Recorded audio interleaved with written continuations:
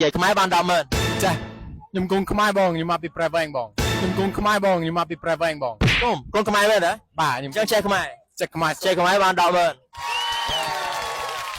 ok bọn đây môn ở ban đầu mình nó xua bay sầm núi sân ok បាទអត់ទេទេ núi thì môi ta rụpประสานกอวัดមាននៅលើអីខ្លះ តែអាចមាននៅលើលុយហើយទុនជា ត្រឹមត្រូវសំណួរទី2តើអក្សរខ្មែរមានប្រមាណតួ មាន33 ចូលមិនត្រូវទៀតអូខេសំណួរទី3តើនៅក្នុងដៃរបស់ខ្ញុំហ្នឹងជាអីគេឥតហ៎ អឺស្គាល់បណ្ណាអត់ស្គាល់ឈ្មោះ អូ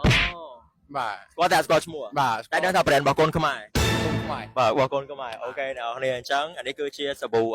ដកខ្លួនរបស់កូនខ្មែរឈ្មោះថាស៊ីណា បាទ បាទបាទស្គាល់ហើយ ឥឡូវស្គាល់ តែអត់ស្គាល់ដំបូងចុះបានលុយទេ ចុះ តែអត់ សាច់សាច់ណាស់ សួរសិនថាបងកូនខ្មែរញ៉ាំអីសង្ហាមហ៎ ខ្ញុំហ៎ ហ្នឹងហើយ ដែរសាច់ខ្ញុំកូនខ្មែរអង្គរ បងនេះក៏ផ្លេចគ្រប់ត្រជាមួយនឹងសាប៊ូរបស់កូនខ្មែរបើយើងប្រដៅកូនខ្មែរផ្ទាល់ជាមួយនឹងសាប៊ូដកខ្លួនស៊ីណារសជាតិក្រូចនិយាយទៅល្អខ្លាំងមែនតើអញ្ចឹងយើងគ្រប់ត្រផលិតផលខ្មែរទាំងអស់គ្នាត្រូវហើយបង តើ ត្រូវនៅពេលវែងមកហ៎ បាទខ្ញុំកើតនៅប្រែវែង